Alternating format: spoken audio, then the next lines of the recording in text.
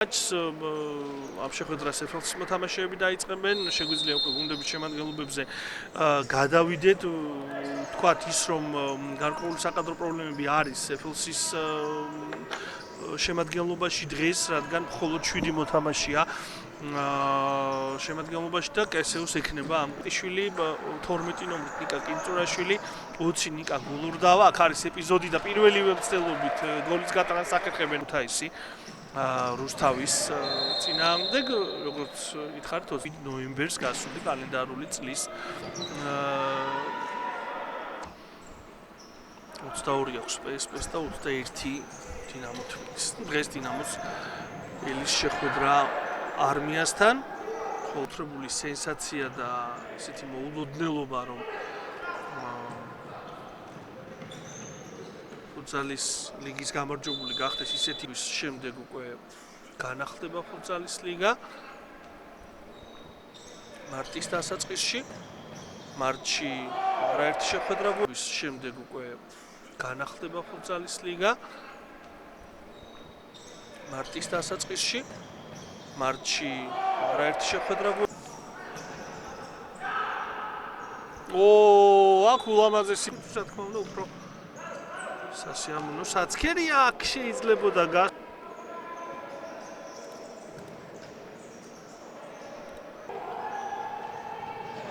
კარგი მცდელობა, კაკაბაძე იყო. არის სხვაობა, შენ მცირდეს აბრამიშვილი ალიასლან თამაშობს მშვენივრად.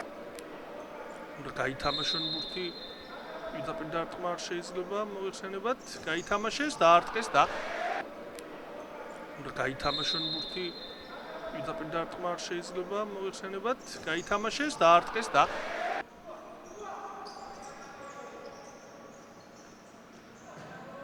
მანგოშვილი მოიპოვა ბურთი, ესპასით ზუსტია ქურცაძე დარტყმა 4.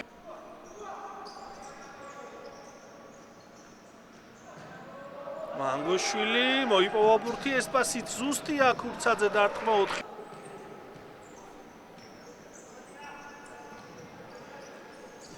კარგი კომბინაცია და 5.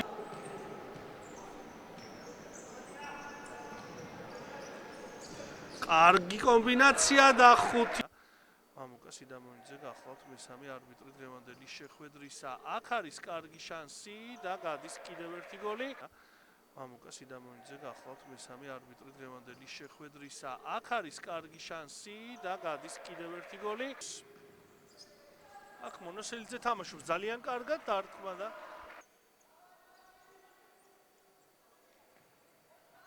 მაჩიტიძე და კიდევ ერთი გოლი. პირისპირდებოდნენ ერთმანეთს.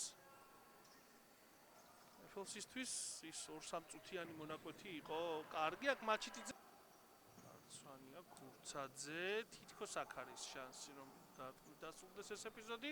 დასრულდა კიდეც და კარგად თამაშობს ამ ეპიზოდში სვანია.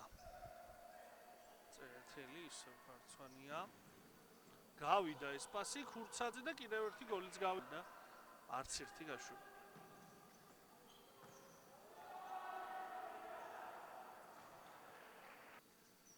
სვანია. დარტყმა და გოლი. 11-0 არის აქ შანსი და განარჩა. აი აქ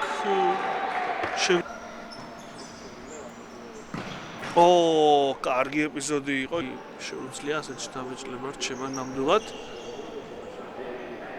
მაშინ მოიპოვა ბურთი, თავადვე და